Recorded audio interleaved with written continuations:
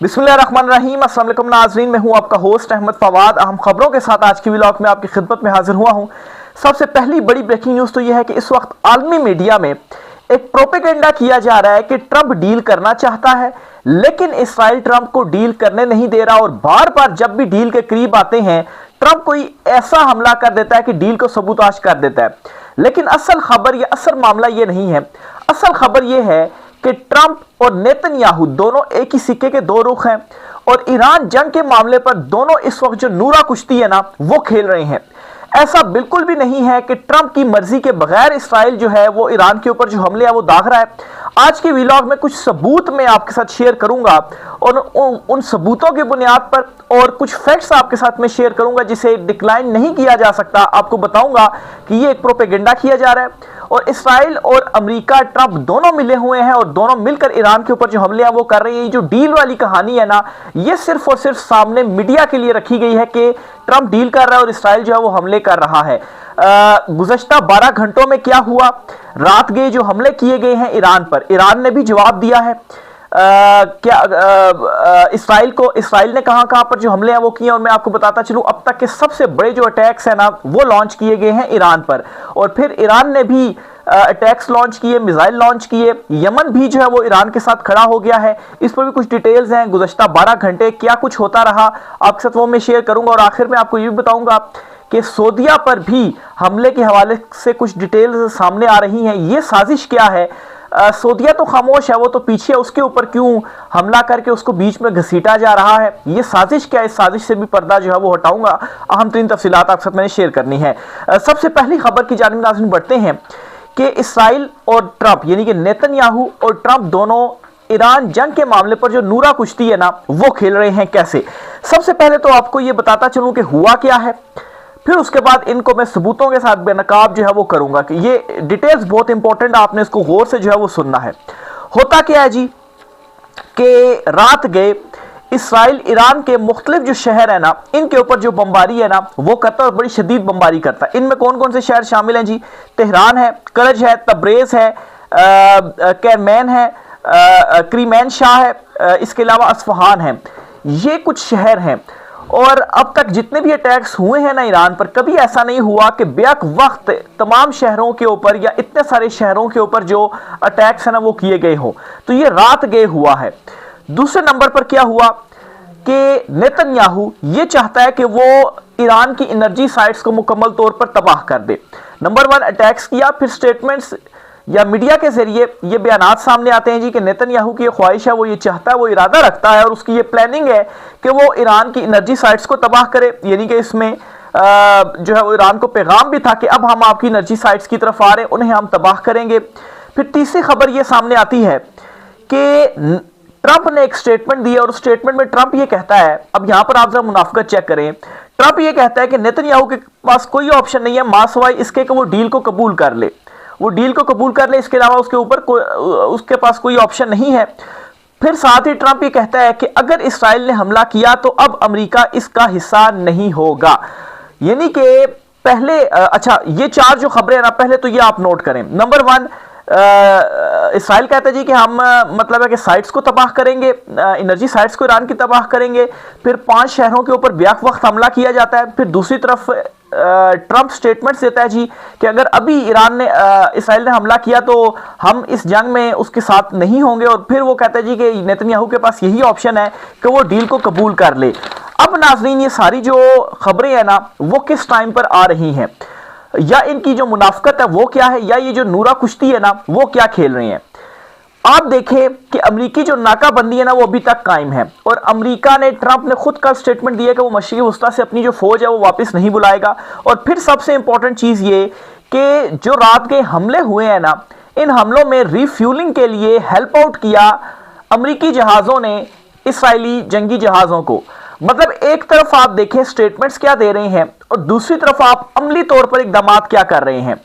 Statements आपकी बिल्कुल आपके अमली इकदामात के बरक्स हैं। अमली इकदामात आपके ये हैं कि ईरान के ऊपर जंग का दबाव बढ़ाए रखें हम। एक तरफ मैं कहता रहूं जी कि डील बयानिया बनाने के लिए, दूसरा दबाव मजीद बढ़ाने के लिए मतलब है कि बाहर बाहर से नेतन्याहू को जो है वो मैं ह्यूमिलेट करूं, लेकिन अंदर अंदर से उसको कहूं कि आप जो हमले हैं वो करें और फिर उन हमलों में उसका जो साथ है ना वो भी दें। ये कुछ फैक्ट्स हैं और ये आप अपनी स्क्रीन के ऊपर भी जो खबरें हैं ना वो चलती हुई देख भी रहे होंगे। तो ये वह सबूत हैं जी जिसकी बुनियाद पर मैं कह रहा हूं कि ये दोनों आपस में नूरा कुश्ती खेल रहे हैं। अंदर से ये दोनों एक ही हैं, अंदर से ये सारे मिले हुए हैं, अंदर से इनकी प्लानिंग एक ही है। और कभी कभार तो ऐसा शक भी होता है कि ट्रंप जो है वो असल में अमेरिका को अंदर से खोखला, अंदर से तबाह करने के लिए आया हुआ है। आप देखें ना, इन हमलों के बाद, ईरान जंग के बाद क्या हुआ है, ईरान अंदर से कमजोर हुआ है, आलमी अमेरिका जो है वो अंदर से कमजोर हुआ और आलमी सतह पर भी वो तनहा हुआ है। उसका सबसे बड़ा इत्तेहादी नेटो उसका साथ छोड़कर चला गया, दीगर ममालिक, अरब ममालिक उसका साथ नहीं दे रहे हैं। फिर इसके अलावा सफारती महाज पर उसको शिकस्त हो रही है, वो अपनी चौधराहट खो रहा है। उसका रोब दबदबा जो कभी हुआ करता था, वो कोई स्टेटमेंट देता था तो दुनिया में हलचल मच जाती थी, अभी उसकी स्टेटमेंट का कोई असर ही नहीं ले रहा। बल्कि बहुत जल्द ये होने जा रहा है कि यूरोप ईरान पर से अमेरिकी सैंक्शंस को हटाकर वो उसके साथ ट्रेड खत्म कर देगा, वो अमेरिकी सैंक्शंस को नहीं मानेगा। अब इस तरफ जो सूरत हाल है ना वो जारी है। जाहिर सी बात है इसका नुकसान किसको होगा, अमेरिका को नुकसान होगा। और अमेरिकी अवाम वैसे ही उसके अगेंस्ट, ट्रंप के अगेंस्ट इस वक्त हो चुकी है, उसकी मकबूलियत सब खत्म हो चुकी है। लेकिन ये सब कुछ होने के बावजूद ट्रंप फिर भी नेतन्याहू का साथ क्यों दे रहे हैं? अब आप देखिए, मुनाफिकत नहीं है तो क्या है? एक तरफ आप तबाही उसने अमेरिका की भी निकाल दी है, उसके बाद और वो ये कह रहा है कि हम डील करेंगे, नेतन्याहू के पास कोई ऑप्शन नहीं है, लेकिन दूसरी तरफ साथ भी दे रहा है और अमली तौर पर वो ये इकदामात कर रहा है सारे के सारे। तो फिर कैसे ये मान लिया जाए कि ट्रंप जो बातें कर रहा है वो बिल्कुल दुरुस्त है? फिर इसके अलावा आप देखें कि मीडिया में किस तरह से प्रोपेगेंडा जो है वो किया जा रहा है। मीडिया में यह प्रोपेगेंडा किया जा रहा है जी कि ट्रंप जो है वो फोने कर रहा है, नेतन्याहू को ह्यूमिलेट कर रहा है, उसको गालियां दे रहा है। फिर ट्रंप का इंटरव्यू लिया जाता है, उस इंटरव्यू में भी ट्रंप ये तस्दीक करता है जी कि हाँ, मैंने ट्रंप को जो है वो बेइज्जती वगैरह उसकी की। फिर इसके अलावा आप देखेंगे नेतन्याहू की जो स्टेटमेंट है वो क्या आती है जी, नेतन्याहू ये कहता है, ये भी आलमी मीडिया रिपोर्ट कर रहा है जी, कि ईरान के ऊपर हम बड़ा हमला करने का जो इरादा है वो रखते हैं। यानी कि इस 5 शहरों पर आपने बैक वक्त बमबारी की, अब इससे भी बड़ा हमला करने का इरादा रखते हैं। इरादा रखने का मतलब क्या है जी, कि आपने प्लान बना लिया हुआ है कि हम ईरान के ऊपर ये जो बड़ा हमला है ना वो करेंगे। फिर उसके अलावा ट्रंप की फिर मुनाफिकत देखें, ट्रंप साथ में क्या कहते हैं जी, कि हम ईरान के साथ हतमी मुआहदे के करीब हैं, मौजूदा सूरत हाल इसको सबूतास करने नहीं जो है वो हम देंगे। ये ट्रंप कहता है। भी कैसे सबूताश नहीं होंगे या कैसे जो मुज़ाकरात है वो आगे चलेंगे? अगर आप वाकई चाहते हैं या आप सिंसियर हैं, आप समझते हैं जी कि वो खुद ही नेतन्याहू लड़े, हम पीछे होते हैं, तो अमली तौर पर इकदामात करें, अमली तौर पर आप उनसे पीछे हो जाएं, आप अमली तौर पर नाकाबंदी खत्म करें, फौज हटाएं। ठीक है, इसराइल आए 1 to 1 ईरान के साथ जो है वो लड़ता फिरे, लेकिन आप मदद भी करें और तमाम तर इकदामात उठाएं। और फिर उसके बाद आप कहें नहीं हम मुज़ाकरात चाहते हैं, तो ये असल में नूरा कुश्ती है। यानी कि शरीफ खानदान जो है वो पाकिस्तान में इस हवाले से मशहूर है कि एक भाई जो है वो गला पकड़ता है और दूसरा भाई जो है वो पाँव पकड़ता है।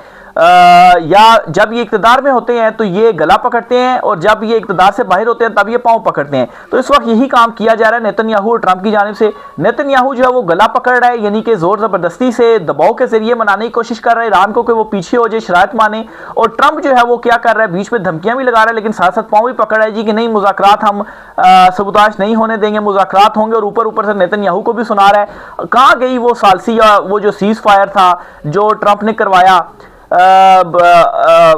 इसराइल ने ना सिर्फ लेबनान के ऊपर बल्कि उसने तो अब ईरान के ऊपर भी जो हमले हैं रात गए वो दाग दिए हैं।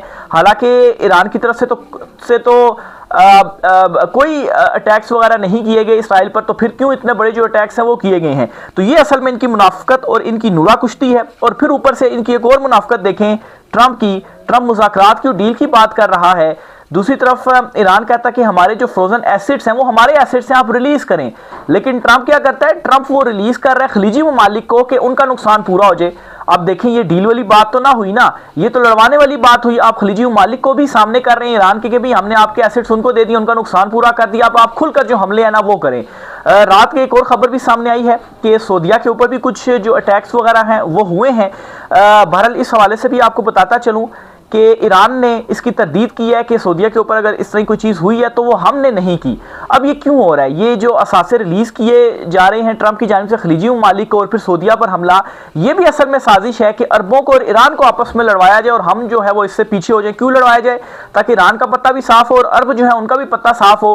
क्योंकि तस्लीम करने वाले मामले के ऊपर, इसराइल को तस्लीम करने वाले मामले के ऊपर सऊदीया जो है वो अड़ा हुआ है, वो नहीं मान रहा है। तो जाहिर सी बात है फिर उसको भी तो रास्ते से हटाना ही है ना, उसको भी साइड पर करना है, उसके ऊपर भी जो दबाव है वो डालना है। तो ये जो सारी चीजें हैं ना, ये एक ग्रेटर गेम का हिस्सा है। मीडिया के ऊपर भी बहुत सारी जो चीजें खबरें चल रही होती हैं ये भी प्रोपोगेटेड हैं। हमें ये करना है खुद से समझने के लिए भी कि डॉट कनेक्टिंग करनी है कि असल में हो क्या रहा है। नहीं तो आप देखें ना, कोई 3 महीने तो हो गए हैं जंग को, लेकिन ट्रंप एक दिन स्टेटमेंट देता है जंग बंदी हो रही है, हम अब मुज़ाकरात कर रहे हैं, मुज़ाकरात कामयाब हो गए।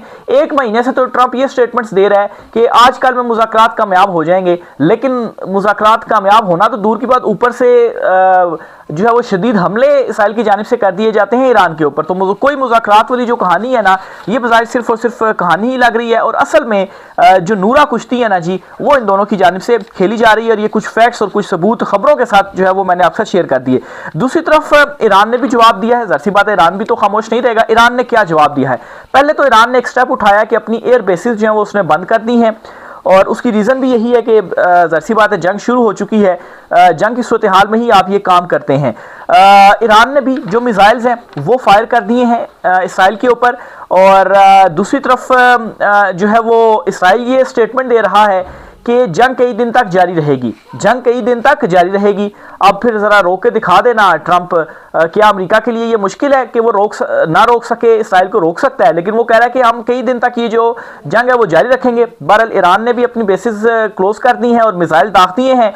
और एक तो नाज़रीन ये हुआ है उन मिसाइल्स के दागने पर कि सायरन जो है वो बच पड़े हैं इसराइल के अंदर भी। मुख्तलिफ खबरें आलमी मीडिया जो है इस हवाले से रिपोर्ट कर रहा है, और फिर ये भी चीज़ें रिपोर्ट हो रही हैं, इसराइली मीडिया में ये रिपोर्ट किया जा रहा है कि इंटरसेप्ट जो है वो किया जा रहा है ईरान के जो मिसाइल्स हैं। फिर इसके अलावा ईरान ने 2 जो फ़िज़ाई अड्डे हैं इसराइल के, उनको निशाना बनाया है। ये भी BBC आलमी इदारा है जी, इसकी जानिब से जो दावा है वो किया गया है। तो जंग तो छिड़ चुकी है, और इस मरतबा में समझता हूँ कि बड़ी तबाही वाली जो जंग है वो छिड़ गई है। फिर इसके अलावा तबाही वाली इस वजह से भी कि यमन भी अब इसमें कूद पड़ा है। अब यमन की भी ये स्टेटमेंट देख लीजिए कि यमन ने एक तो क्लियर कर दिया है कि वो ईरान के साथ है। वो पहले भी ईरान के साथ था, और अब उसने तो बाकायदा तौर पर स्टेटमेंट दे दिया, वो कह दिया जी कि हम तो ईरान के साथ हैं। और उन्होंने एक और साथ धमकी लगा दी है कि अगर हमले बंद नहीं होते तो वो भी फिर जंग में आ जाएंगे, वो भी जंग में कूद पड़ेंगे। ऑलरेडी उनकी तरफ से भी मिसाइल्स जो हैं वो दागे गए हैं, इस तरह की भी कुछ रिपोर्ट सामने आ रही है। और बाबुल मंदीब को भी बंद करने का जो ऐलान है ना वो किया गया। बाबुल मंदीब को बंद करने का मतलब क्या है कि पूरी दुनिया के ऊपर आप एटम बम चला दें। ऑलरेडी अब नाए हरमूज जो है जो ईरान ने बंद किया है, ईरान ने कहा है कि एटम बम से भी ज़्यादा इंपॉर्टेंट हमारे लिए अब नाए हरमूज है, यानी कि उनका एटम बम अब नाए हरमूज है, और वो उन्होंने मारा हुआ है। और इस वक्त दुनिया की जो माशत है ना वो हिली हुई है। और अगर बाबुल मंदीब भी बंद हो जाता है, हमले नहीं रुकते, तो फिर तो आप समझेंगे दुनिया की माशत के ऊपर जो एटम बम है ना वही आप मार रहे हैं। इसके अलावा जी ये भी चीज़ें रिपोर्ट हो रही हैं कि वस्ती और जनूबी इसराइल को निशाना बनाया जा रहा है। ये भी ईरान की जानिब से जो निशाना है ना वो बनाया जा रहा है। अब जी अमेरिका की तरफ से भी आपको बताता चलूं कि अब इस सारे मामले में मजीद अभी लेटेस्ट जो डिटेल्स हैं अमेरिकी मीडिया की जानिब से, वो क्या रिपोर्ट कर रहा है? वो ये रिपोर्ट कर रहा है जी कि नेतन्याहू ने ट्रंप की बात मानने से इनकार कर दिया। आप खुद सोचें कि ऐसा मुमकिन है कि उसको तो ज़रूरत है ट्रंप की, अमेरिका के बगैर वो हमले नहीं कर सकता और ना ही डटकर खड़ा हो सकता है। ईरान तो खड़ा हो गया है। तो अमेरिकी मीडिया कैसे पोर्ट्रे कर रहे हैं जी कि ट्रंप को क्लियर कर रहा है नेतन्याहू ने बात मानने से इनकार कर दिया। ऐसा कैसे पॉसिबल जो है वो हो सकता है? क्या अमेरिका दबाव डालकर तो नहीं जो है वो अपनी बात उससे मनवा सकता? आज अमेरिका पीछे हो जाए, कैसे दबाव डाल सकता है? अपनी फौजें निकालें, अपनी नाकाबंदी जो है वो ख़त्म कर दे, नाकाबंदी ख़त्म करें ना अपना हरमूज से। फिर उसके बाद आप देखें सैंक्शंस लगा दे इसराइल के ऊपर। उसने लगाई है ना ईरान के ऊपर सैंक्शंस। ऑलरेडी जो यूरोप है ना, यूरोपियन कंट्रीज़ हैं, फ्रांस और दीगर यूरोपियन कंट्रीज़, वो ये फैसला करने जा रहे हैं कि वो सैंक्शंस लगा दें इसराइल के ऊपर ताकि उसके ऊपर दबाव बढ़े और जो जंग बंदी है ना वो हो। अगर वो ये फैसले कर सकते हैं तो अमेरिका के लिए तो कोई मुश्किल ही नहीं है। आखिर क्यों ये जो फैसले हैं ना वो नहीं किए जा रहे? सारी चीज़ों के पीछे एक ही जो रीज़न है वो समझ में आती है, और वो रीज़न ये है जी कि नूरा कुश्ती खेली जा रही है। अदरवाइज इसके पीछे और कुछ भी नज़र नहीं आता। नूरा कुश्ती के अलावा और कुछ भी नज़र नहीं आता। अंदर से ये दोनों मिले हुए हैं, और इसकी क्या रीज़न है? अच्छा, रीज़न भी आपको बताऊं कि ये क्यों ईरान के ऊपर हमले कर रहे हैं। देखिए, इस वक्त एक बड़ी हर्डल ईरान है कि इस चीज़ में जी ग्रेटर वाले मामले के ऊपर जो एक इनका मनसूबा है ना जी कि हमने ग्रेटर बनाना है। सबको मालूम है कि किसकी तरफ मैं इशारा करूँगी, किसको ग्रेटर बनाना है। असल पीछे जो मंसूबा है ना वो है, और नेतन्याहू ने भी ये ऐलान कर दिया कि हम अपने मंसूबे से पीछे नहीं हटेंगे, हम अपने प्लान से पीछे नहीं हटेंगे। तो ट्रंप जो है वो कैसे इनको पीछे हटा सकता है? अब वो ग्रेटर वाला जो मामला है उसके लिए जाहिर सी बात है ईरान जो है वो एक बड़ी हर्डल इसलिए कि वो डटकर खड़ा हुआ है। हालांकि अगर ईरान खामोश कर जाए ना, या ईरान में देखें पहले ईरान में रिजीम चेंज के लिए क्यों सोचा जा रहा था कि ईरान में रिजीम चेंज कर दी जाए, वहां पर कठपुतली बिठा दिया जाए, फिर उसके बाद हमारी ये हर्डल दूर हो जाएगी। असल वजह यह है कि ईरान हर्डल क्रिएट कर रहा है, नहीं तो ग्रेटर वाले मामले के ऊपर अगर ईरान खामोश कर जाए तो बाकी जो है वो अपना ग्रेटर वाला मनसूबा पूरा कर सकते हैं। लेकिन ईरान खड़ा हुआ, इसलिए रिजीम चेंज करने की कोशिश की गई, उसमें नाकामी हुई और अब ईरान के ऊपर जो हमले हैं ना वो किए जा रहे हैं। लेकिन ईरान ने भी जो है वो इनको नथ डाली हुई है, वो भी पीछे नहीं हो रहा। ऊपर से अब यमन भी आ रहा है और मैं ये समझता हूँ कि ट्रंप जो है वो शायद अब इस तरह से लग रहा है कि वो अमेरिका को बर्बाद ही करने के लिए आया हुआ है। ये मैं बात क्यों कर रहा हूँ, पहले भी कुछ डिटेल्स आप सब में शेयर कर चुका हूँ कि देखें हमला हो गया ना, ऑलरेडी अमेरिका के अंदर उसके करीबी साथी जो हैं ट्रंप के वो छोड़कर जा रहे हैं, वो उसको कह रहे हैं जी कि जो हमला किया आपने अमेरिका को तबाह कर दिया है। तो उसके बावजूद दोबारा जो हमले हैं वो क्यों किए जा रहे हैं? आखिर ईरान को तो आप नहीं झुका पाए ना, ईरान को आप तबाह भी नहीं कर पाए। दूसरी तरफ ईरान ने अब हमले जो हैं वो शुरू कर दिए हैं, तो उसको आप कैसे रोकेंगे? मजीद तबाही की तरफ जाएंगे, मजीद पैसा जो है वो लगाना पड़ेगा, मजीद फौजें जो है वो भेजनी पड़ेंगी, लेकिन उसका जो रिजल्ट है वो सिफर निकल रहा है। ऊपर से मिड टर्म जो इलेक्शन हैं वो भी सर पर आए हुए हैं, तो फिर जो अमरीकी मायशत है उसके ऊपर भी जो दबाव है वो बढ़ता जा रहा है। सफारती तौर पर आप तनहा हो चुके हैं, अपने इत्तेहादी आपका साथ जो है वो छोड़ चुके हैं। अब अगर ये मजीद हमले होते हैं और सिलसिला ऐसे चलता है ना, फिर वो टाइम भी दूर नहीं है कि शायद जो पूरी दुनिया है, यूरोप है या चीन है या रूस है ना, ये फिर बिल्कुल खुलकर खड़ा हो जाए ईरान के साथ कि नहीं अब अगर आपने हमले किए तो फिर हम आपके ऊपर जो हमले हैं ना वो करेंगे। ऑलरेडी कोरिया के हवाले से एक रिपोर्ट कल आ चुकी है कि उनके जो प्रेसिडेंट हैं किम जोंग उन, उन्होंने जी मिसाइल फैक्ट्री का दौरा किया है और उसकी पैदावार 2.5% बढ़ाने का उन्होंने ऐलान कर दिया है। तो ये ऐलान वैसे ही नहीं हो रहा, तुर्की जो है वो ऐलानात कर रहा है, फुटेजेस जारी कर रहा है जी कि हम भी जंग के लिए रेडी हैं, ये वैसे ही नहीं हो रहा है। अगर कोई बड़ा हमला किया जाता है ईरान के ऊपर तो ये ममालिक भी फिर हमला करेंगे और फिर इसमें आप याद रखिएगा कि जो अमेरिका है ना वो भी बच नहीं पाएगा, क्योंकि ईरान के पास बेशक रेंज नहीं है अमेरिका तक मिसाइल मारने की, लेकिन दीगर ममालिक के पास रूस रेंज मौजूद है। रूस ने तो 35,000 किलोमीटर वाला जो मिसाइल है वो बना लिया है और उसे 1-2 महीने में वो अपनी फौज के हवाले कर देगा। इसका मतलब ये है कि रूस अपने मुल्क में बैठकर किसी भी मुल्क, दुनिया के किसी भी मुल्क को निशाना जो है वो बना सकता है। इसी तरह से कोरिया के पास भी इतनी रेंज वाले मिसाइल्स मौजूद हैं जो अमेरिका तक जा सकते हैं।